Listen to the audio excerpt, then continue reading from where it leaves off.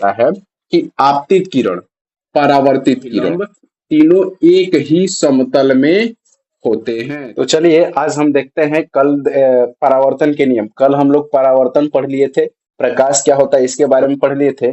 आज हम पढ़ेंगे कि प्रकाश के परावर्तन के क्या नियम है और यह क्यों इतना महत्वपूर्ण है। आखिर यह नियम आखिर है क्या और हर एक परावर्तन की जगह पर या फिर परावर्तन के सतह पर या फिर परावर्तन की घटना पर कैसे लागू होता है। चलिए देखते हैं। सबसे पहले हम लोग परावर्तन का एक डायग्राम, रे डायग्राम बना लेते हैं। यह है हम लोग का परावर्तक सतह, इसको हम लोग क्या कहते हैं, परावर्तक, परावर्तक सतह। परावर्तक सतह क्यों कहा जाता है, क्योंकि कोई भी प्रकाश किरण अगर इस पर पड़ रहा है तो टकराने के बाद वह क्या होगा, किसी अन्य दिशा में चला जाएगा यानी परावर्तित हो जाएगा। इसलिए जिस सतह से ऐसा परावर्तन की घटना होती है उस सतह को हम लोग परावर्तक सतह कहते हैं।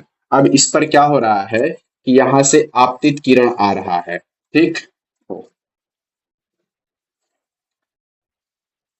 आपतित किरण आया, यहाँ से परावर्तक सतह, परावर्तक सतह पर आपतित किरण आया। अब जो प्रकाश किरण परावर्तक सतह पर आता है उस प्रकाश किरण को हम लोग कहते हैं आपतित किरण, आपतित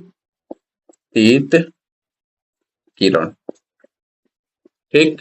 अच्छा, परावर्तन के बाद जो प्रकाश किरण निकलता है यानी जो टकराने के बाद अपना दिशा बदलते हुए जो प्रकाश किरण निकलता है उसे हम लोग बोलते हैं परावर्तित किरण।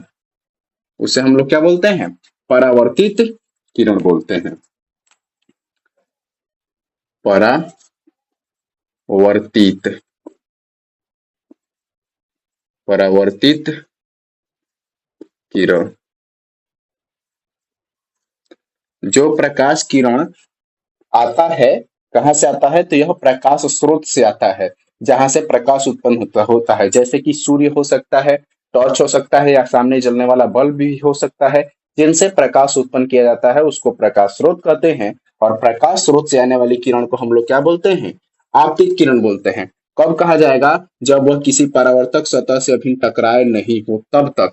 टकराने के बाद वही प्रकाश किरण क्या हो जाता है, परावर्तित किरण हो जाता है। अच्छा, जिस बिंदु पर यह आकर टकरा रहे हैं, जिस बिंदु पर आकर टकरा रहे हैं इस बिंदु को हम लोग कहते हैं आपतन बिंदु। क्या कहते हैं, आपतन बिंदु, ठीक। प्रकाश स्रोत से आने वाली प्रकाश की किरण को आपतित किरण, जिस बिंदु पर आता है उसे आपतन बिंदु कहते हैं। और आपतन बिंदु से टकराने के बाद जो प्रकाश किरण निकलता है उसे हम लोग परावर्तित किरण कहते हैं। अच्छा, अब देखिए इस परावर्तक सतह के लंबवत हम क्या करते हैं कि अभिलंब खींचते हैं। यह काल्पनिक अभिलंब होता है जबकि परावर्तक सतह, जबकि कि ऐसा वास्तव में कहीं नहीं होता है। ऐसा मान लिया जाता है कि यह काल्पनिक अभिलंब है, ठीक।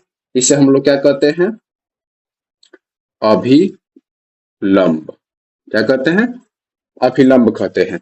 अब देखिए किसी भी समतल सतह पर अगर आप लंब डाल रहे हैं तो इधर 90 डिग्री का और इधर 90 डिग्री का कोण बनता है। अगर इसमें ऐसा हम लोग मिला दें तो यहाँ पर जो कोण बनता है वह इस कोण के क्या होता है, बराबर होता है। तो यहाँ पर सेम टू सेम कंडीशन हम लोग का यहाँ पर देखने को मिलता है। यहाँ पर आप देखिए परावर्तन का जो पहला नियम है, पहला नियम में क्या कहा जाता है कि आपतित किरण, परावर्तित किरण एवं आपतन बिंदु पर खींचा गया अभिलंब तीनों एक ही समतल में है, एक ही समतल में है, समतल में है।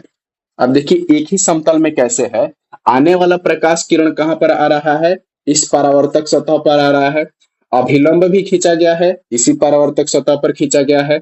आपतित किरण निकल रहा है तो इसी परावर्तक सतह से ही होकर बाहर जा रहा है। तो इसलिए पहला नियम यह होता है कि आपतित किरण, परावर्तित किरण एवं आपतन बिंदु, यह जो बिंदु है जिस बिंदु पर आपता है प्रकाश उसको आपतन बिंदु कहते हैं। आपतन बिंदु पर खींचा गया अभिलंब तीनों एक ही समतल में होते हैं। तीनों कहाँ होते हैं, एक ही समतल में होते हैं। यह था प्रकाश का परावर्तन प्रकाश के परावर्तन का पहला नियम। ठीक, आप इसको लिख सकते हैं कि आपतित किरण, परावर्तित किरण एवं आपतन बिंदु पर खींचा गया अभिलंब तीनों एक ही समतल या फिर तल में होते हैं। अब चलिए प्रकाश के परावर्तन के दूसरा नियम को समझते हैं। देखिए, प्रकाश के परावर्तन का जो दूसरा नियम होता है, अभी हम बताए हैं कि ऐसे मान लो सतह है कोई, इस पर हम ऐसे खींच दें और ऐसे लंबवत कर दें, तो इधर का जो कोण बनेगा इसके कोण के बराबर होगा। और यहाँ पर यह जो कोण बन रहा है, यह क्या होता है कि मान लेते हैं हम कुछ डिग्री होगा। अगर इसको बीचों बीच में ऐसे काटेंगे तो इधर वाला मान के बराबर होगा कि नहीं होगा? एकदम होगा। तो यह क्या है? प्रकाश का परावर्तन का दूसरा नियम। कैसे है? आपतित किरण एवं अभिलंब के बीच बनने वाले कोण को हम लोग आई यानी आपतन कोण कहते हैं। आपतन कोण क्या कहते हैं? आपतन कोण। ठीक, उसी तरह से परावर्तित किरण एवं अभिलंब के बीच बनने वाले कोण को हम लोग आर यानी परावर्तन कोण कहते हैं। परावर्तन कोण क्या कहते हैं? परावर्तन कोण कहते हैं। अब इसमें दूसरा नियम बोला कैसे जाएगा? आपतन कोण आई बराबर होता है परावर्तन कोण आर के लिए। अब यह सदा सर्वथा सभी जगह सभी तरह के परावर्तक सतह और सभी तरह के परावर्तन के लिए लागू होता है। आप एक बार फिर समझिए इसको। आपतित किरण और अभिलंब के बीच यह जो कोण बन रहा है, इस कोण को हम लोग क्या कहते हैं? आपतन कोण। और वहीं पर इस परावर्तित किरण और अभिलंब के बीच जो कोण बन रहा है, इसको हम लोग बोलते हैं परावर्तन कोण।